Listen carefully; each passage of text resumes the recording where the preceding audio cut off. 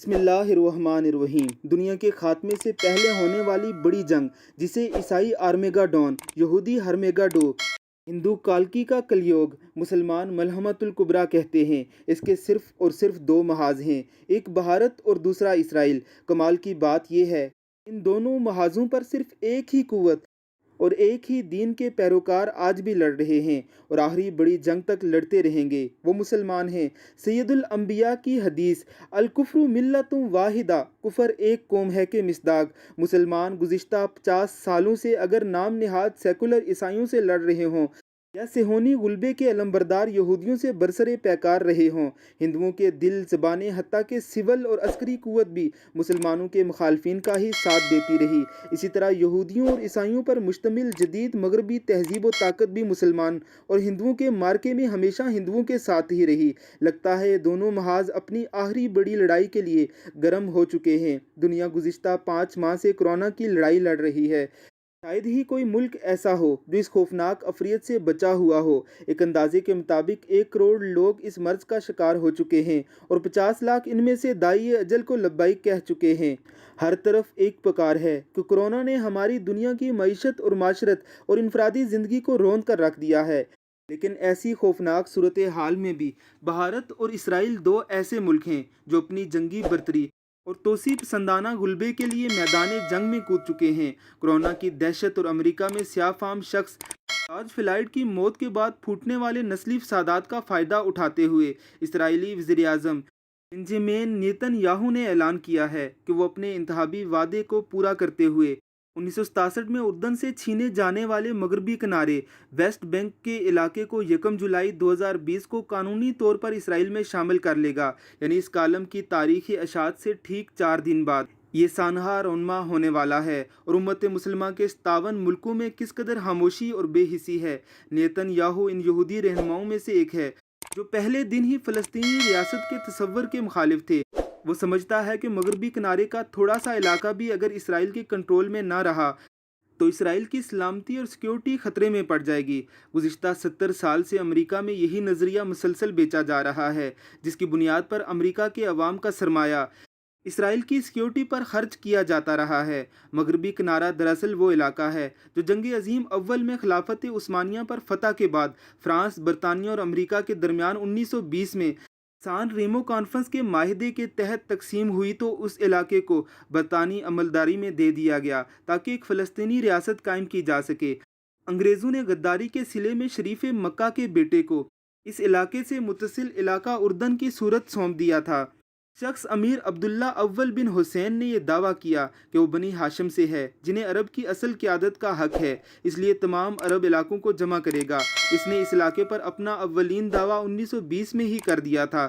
دوسری جانب برطانیہ اس سے 4 سال پہلے ہی خفیہ طور پر 1916 میں بلفور ڈیکلریشن پر دستخط کر چکا تھا، جس کے تحت وہ اسرائیل کے قیام، یہودیوں کو ایک قوم ماننے اور ان کی اپنی ارض مقدس میں واپس لوٹنے کا حامی اور مددگار تھا۔ متنازع ترین شہر یروشلم اسی علاقے میں واقع ہے۔ جنگ عظیم دوم کے بعد اقوام متحدہ قائم ہوئی تو علاقوں اور ملکوں کی ازسر نو حد بندی ہوئی تو 1947 میں مغربی کنارے سے ملحق علاقے 3 حصوں میں تقسیم کر دیے گئے، 1 عرب ریاست، 2 یہودی ریاست اور 3 عالمی انتظام کے تحت آزاد شہر یروشلم۔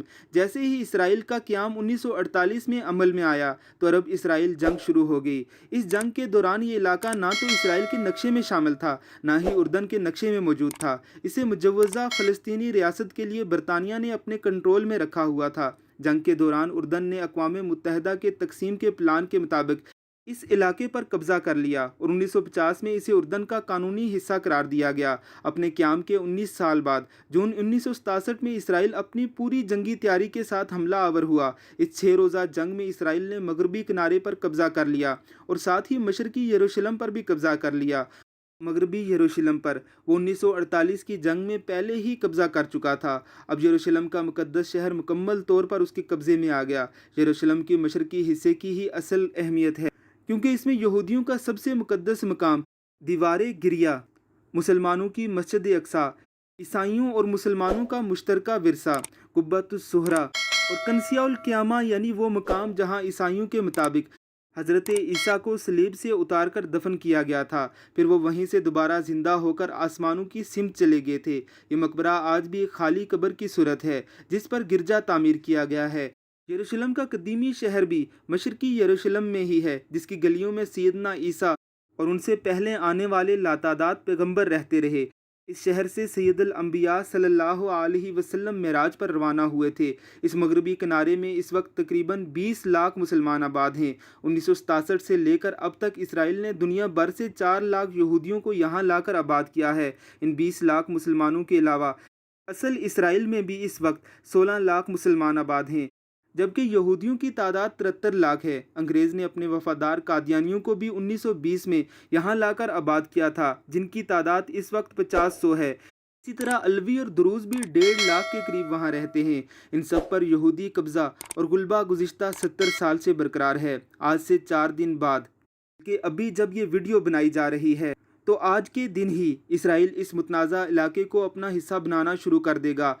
ऐन मुमकिन है कि फ़ौरन सिर्फ चंद फीसद इलाके का ऐलान किया जाए और दुनिया का रद्द अमल देकर फिर कोरोना का भरपूर फ़ायदा उठाया जाए।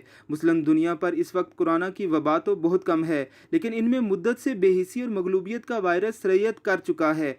इसराइल अगर एक ही दिन में तमाम मगरबी किनारे और यरूशलेम को ज़म करने का ऐलान करे तो लगता है फिर भी मुसलमानों की गैरत नहीं जागेगी।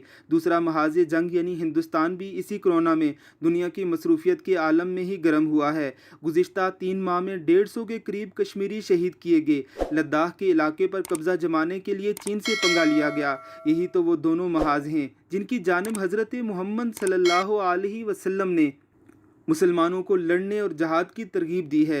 वो लोग जो आज से चंद बरस पहले सैयदुल अंबिया सल्लल्लाहु अलैहि वसल्लम की मुल्हमतुल कुबरा और दौरे फितन की अहादीस पर तनकीदी गुफ्तगू करते हुए अस्मा और रजाल की बहस छेड़ते थे, आज वो तमाम हदीसें रोज़े रोशन की तरह अपना वजूद जाहिर कर रही हैं। कम जुलाई को क्या होगा, शायद कोई एक मुर्दा सी आवाज़ भी उम्मत मुसलमा से बरामद ना हो सके, लेकिन याद रखें अहादीस के मुताबिक अब एक ऐसा वक्त शुरू होने जा रहा है जिसकी आतिश की तपश से शायद कोई एक मुसलमान घर भी ऐसा ना हो जो बच पाए। हर मुसलमान को इस मलहमा का ईंधन बनना ही पड़ेगा। यही तकदीर इलाही है और यही सैयदुल अंबिया की पेशन गोई है। अल्लाह रब्बुल इज़्ज़त से दुआ है कि हमें इन जंगों में अहले हक के साथ रखे।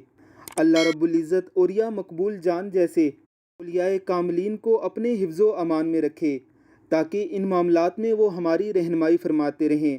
अल्लाह रब्बुल इज़्ज़त इनके इल्म व उम्र में और ज़ुहद व तक़वा में बरकत अता फ़रमाए।